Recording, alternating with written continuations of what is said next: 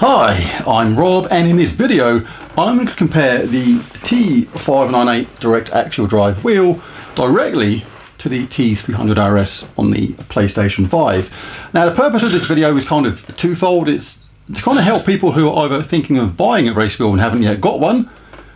Is the T300 or the T598 rather worth the extra over a T300? Or indeed, if you've already got a T300 RS, is it worth upgrading, considering you didn't have to outlay the money for this and then maybe sell on your T300? Is it worth that extra cost? Right, so before we take both of these wheelbases out there again and try them and test them regarding the force feedback, which we know is going to be better on the T598 just by how much, there are some other areas which are actually advantages to the T300 RS over the T598 and vice versa. There's like pros and cons on both. So let's go over the pros first, where I think that actually the T300 is actually better than the T598. And the area where I think the T300 is better than the T598 is a kind of basic design. I mean, I know direct drive wheels are kind of all look a bit like that, but the design of this wheel is nice. It feels more like a normal car, and it's much lower than the T598 as well. Like for some people, the height of the T598 actually could be an issue. If you've got like a T300 and you're kind of on the verge of it intruding upon your vision of the screen, then a T598 is going to basically obstruct your vision unless you've got some sort of height adjustment on it to make it better. Right, and the other area where the T300 obviously has a big advantage is basic cost. It's considerably cheaper than the T598. Obviously performance is related to cost, and we'll be testing them both out in a minute to see if the T598 is actually worth that extra cost. But it doesn't actually stop there with the T598, because the cool thing about the T300 as well is the fact that even though that wheel change mechanism may be a bit slow and clunky, previous Thrustmaster wheels all just work by default without any extra cost, without any extra add-ons. That's not the case with the T598. It's got that new quick release mechanism, which is absolutely fantastic. But if you own previous Thrustmaster wheels with the old system designed for the T300, you have to buy either a quick release adapter, which I don't actually recommend. I've got a different video on that. Why? The only way I'd recommend this is if you've got an SF1000 and want to leave it on there permanently. But apart from that, I wouldn't actually recommend this thing at all. But other than that, for all your other wheels, you need to buy one of these each. The quick release upgrade converts the actual back of the wheel to the new quick release standard, and these are about £35 each. So the three of these, that's another £100. So that's another thing to consider when buying a T598. So advantages of the T598. Obviously the force feedback should be different level completely. We'll test that in a minute and just see how much better it is than the T300. Other things I like about it which are better, no fan noise. One of the things I find distracting, or used to find distracting about the T300, was the fan suddenly just kicking on during a game. It reminded you weren't in a real car. It reminded you you're playing a game again, which is kind of not the point. The fact is that the T598 is pretty much near silent, means you get immersed in the game at a much higher level, and that thrown in with that additional force feedback should mean the actual gameplay experience should be a lot better. I also prefer the way you switch between PC and PlayStation on that. On the T300, you kind of had to turn it off every time, or it didn't work. You have to like unplug it and switch between PC and PlayStation. If you switched systems on the T598, you can do it all on the built-in screen, which is really handy as well. You can use it to display miles per hour, your position, and things like that. It's actually really useful, and you can adjust in-game settings on it as well, which is really cool. And of course there's that lovely quick release system for the wheels. It is so quick and easy to swap wheels, it is absolutely nuts. So let's try them out. We're going to be looking at the performance on both of them. Like I say, this is the first time I've gone back to a T300 RS since I've had the T598, so it'll be really interesting to see what I think of the T300 now, which was absolutely fine before I experienced the T598. So first up, the T598. Right, and I'll tell you what I'm thinking as I drive. I do love that initial smoothness. As I go around the bend, this is the wheel only, I'm not talking about the pedals on this. Just a little bit of feedback through there. But yeah, really smooth, really detailed force feedback. I'll change to F1 after this as well.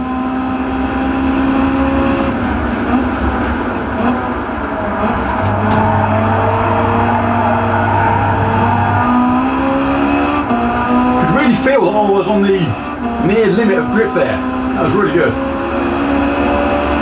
Right, let's do the same again with the T300 RS.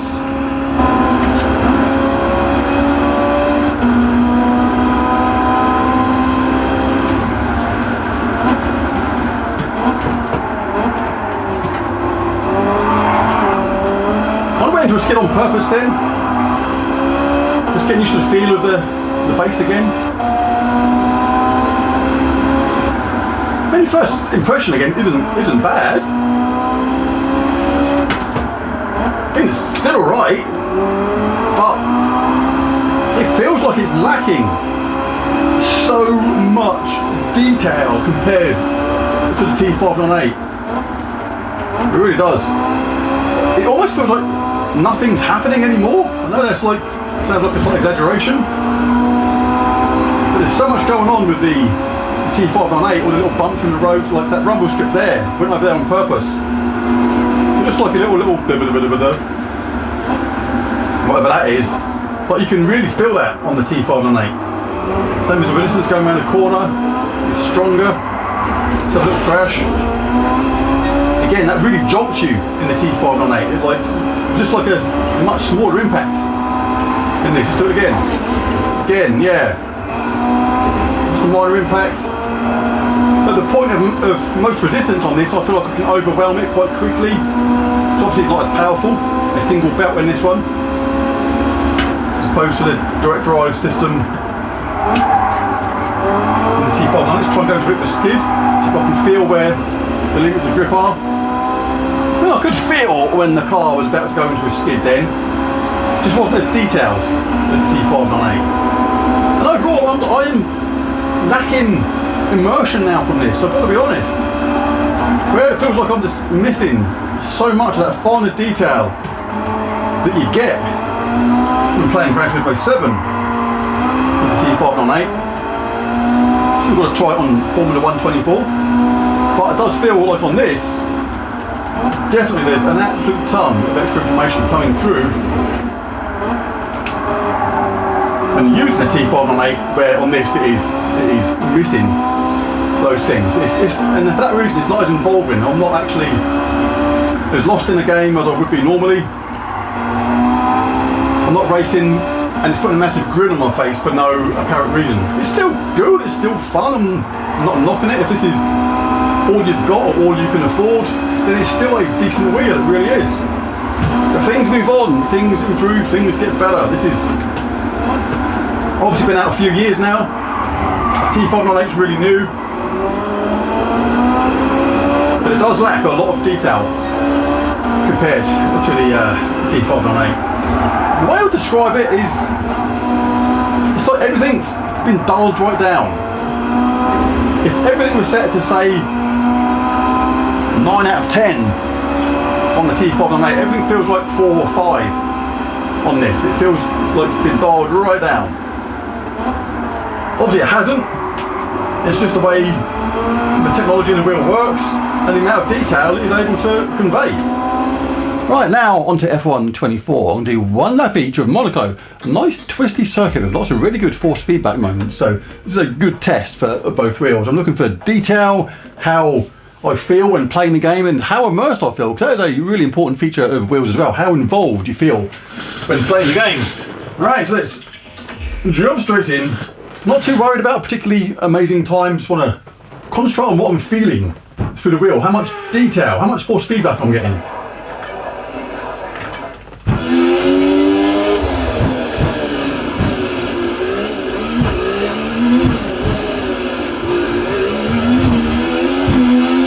Love the gear job on this, it's really good.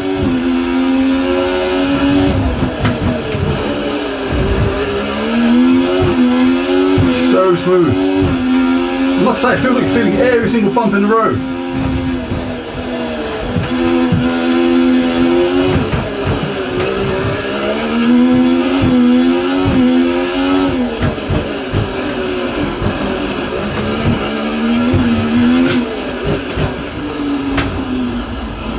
love that feeling there. You go over the rumble strips, it feels so good.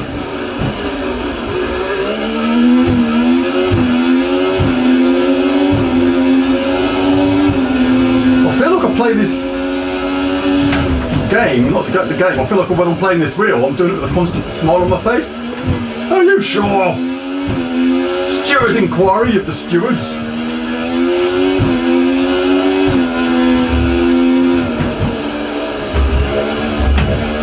Oh, even when you go over them bumps there, it's so good.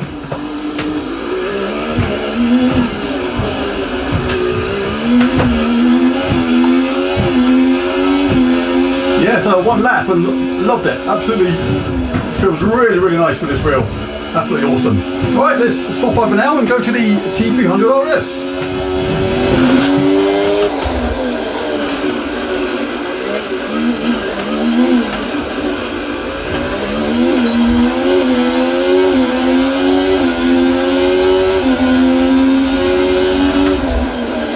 But straight away, I am still feeling the little bumps in the road. But they don't feel as detailed, I don't feel like there's the same resolution there, they're much duller. In there, yeah, it's just nowhere near as intense as the T598. It feels like there's more of it going on as well. Yeah, I can barely feel that rumble as well. Yeah, you can feel it, the rumbles, but not in the same way as the T598. So, it's a different level completely, I have to be honest. It's like, I think how I described it before is quite fair. More interested in getting a feel for the wheel rather than a decent lap time, and comparing what I feel in the T598 compared to this. Yes, it's kind of exactly the same as Gran Turismo 7. It feels like there's a lot of information missing, maybe just lost because it's not able to convey the same amount of detail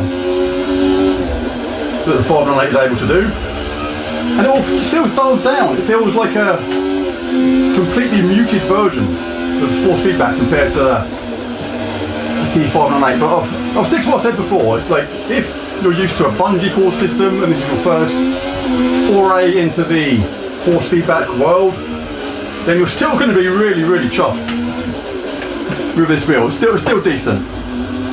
It's one of them things you kind of have to accept, that well, some things are newer, more expensive, and they're going to give you more, and it does. Right, so the first try there of the T300 RS after getting used to the T598, and it wasn't actually as bad as I thought it was going to be. In some ways, I thought I was going to notice the lack of smoothness from the wheel more, because the T598 is direct drive, it's super smooth, and this was actually a little bit smoother than what I remembered. I thought it was going to be more notchy, but it's not actually notchy. It's you can just hear the belt when you do quick movements, like you can hear it's a belt driven system, and you can actually hear that and feel that. And the fan as well, when that kicks in, you can hear that. I'm not sure if the microphone's picking that up, but it is noticeable when you're driving, unless you've got your volume on really high, in which case you may not notice it at all. But the force feedback was the thing that actually surprised me the most. I knew the T598 was better, but I didn't actually think the jump was as big as what it actually was.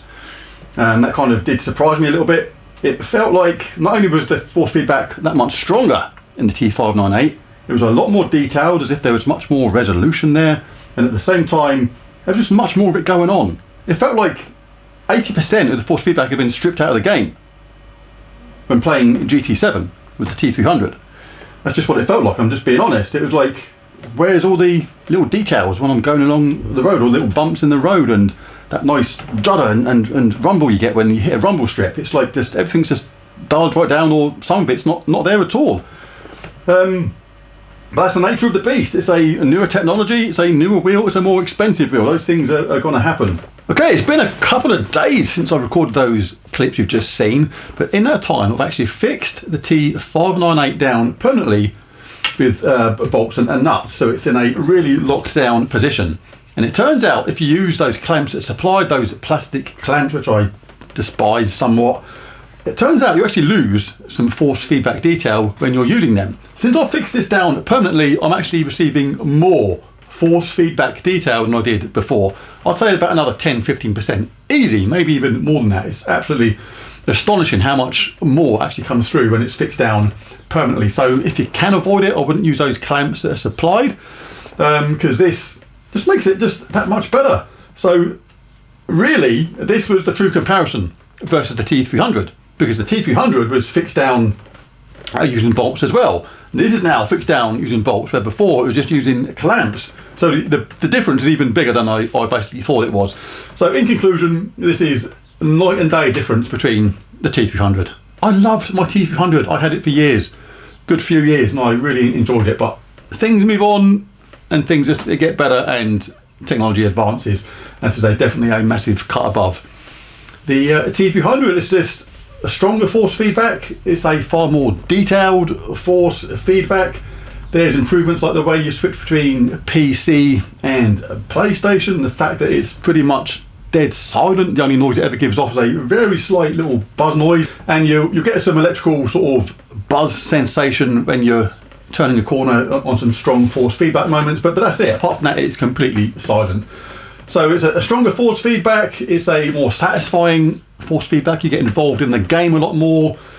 With this, you've got that lovely quick release mechanism, you've got the display which adds to the game.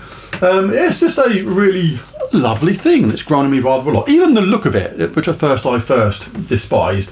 So the T300 is still good, it's just a much more muted version, and you really do notice that fan noise and the feel of the belt when you're using that wheel now, when you get used to something like this. So they both are what they are. They're both very good, but if you can afford it, then the T598 is definitely a massive upgrade on a T300. But there's a video. If you enjoyed it, it'd be really cool if you bashed that like and subscribe button. It really does help. But most of all, thanks for watching, and I'll catch you again in the next one. Bye for now.